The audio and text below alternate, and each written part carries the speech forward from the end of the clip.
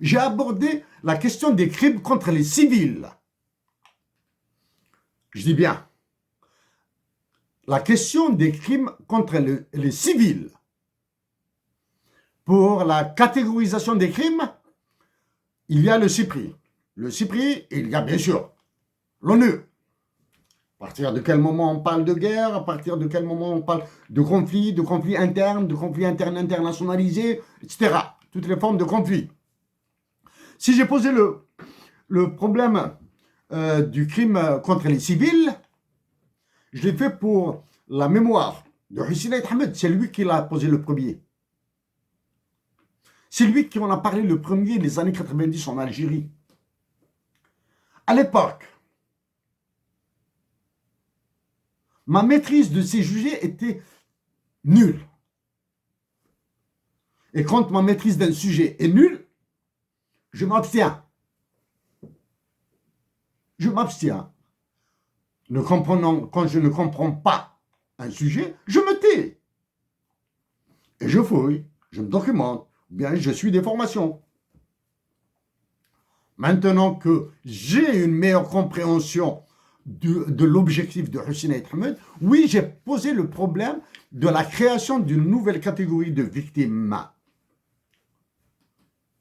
Victimes civiles, les crimes contre les civils. J'ai travaillé dur. J'ai dépensé de l'énergie pour introduire l'amendement du statut de Rome portant création de la Cour pénale internationale, pour inclure le fiducide monétaire, de Monécide, dans les crimes contre l'humanité. J'ai abordé la question du terrorisme et de sa manipulation. Et j'ai exploité les différents sommets que vous avez organisés avec les Africains, et en particulier le dernier sommet Union européenne-Afrique, Union africaine, durant laquelle l'Union africaine représentée par le président Macky Sall. Oui, j'ai fait ma part pour freiner le massacre de l'Organisation internationale de la francophonie. J'ai fait ma part pour freiner, un tant soit peu l'organisation. Sur ces derniers temps, il est question de Troisième Guerre mondiale entre le bloc occidental, pour parler clairement, les États-Unis d'Amérique et la Fédération de Russie. Je vous signale que la Troisième Guerre mondiale se déroule actuellement et depuis belle lurette en République démocratique du Congo. Dans les milieux académiques et universitaires, ce qui se passe au Congo, Zaïre, est classé comme étant la Troisième Guerre mondiale. Hybride. Celle qui pourrait se déclencher, se produire entre la Fédération de Russie d'un côté et les États-Unis d'Amérique, on sera la quatrième. Mais il ne faudra pas oublier d'ajouter à cette peu probable quatrième guerre mondiale deux autres motifs, deux autres causes. Les désastres des politiques monétaires, de quantitative easings, les assouplissements financiers, qui sont issus de la crise de subprime 2008-2009, qui a commencé à bourgeonner en 2007 et qui a explosé en 2009. La crise de subprime. Tout l'argent déboursé tout l'argent dépensé, fourni par la Federal Reserve, par la Banque Centrale Européenne, ont produit des dégâts dans le monde. Et bien sûr, il y a la Banque du Japon, the Bank of Japan. La Banque du Japon est la pionnière dans les assouplissements financiers, dans les quantitative easings.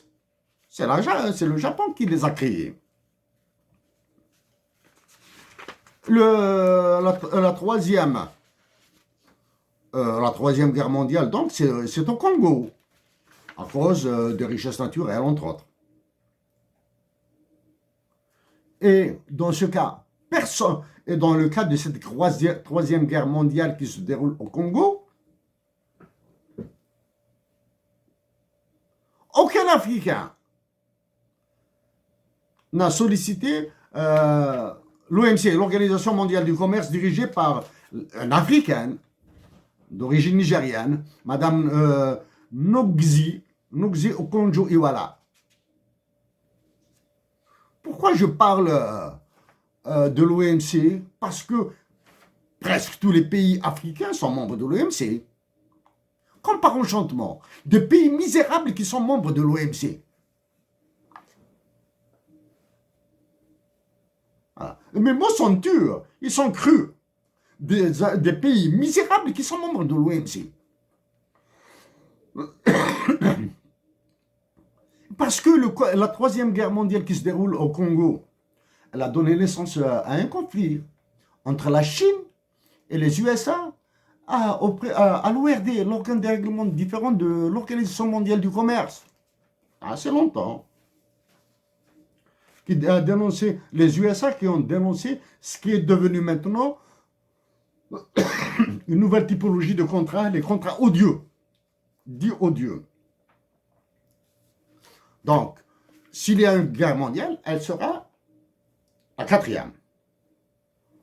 Le motif apparent, c'est l'Ukraine. Les causes profondes,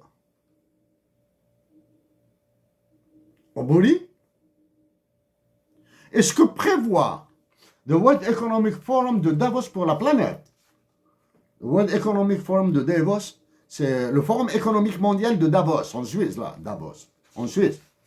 Et il a des projets là pour la planète. Hein.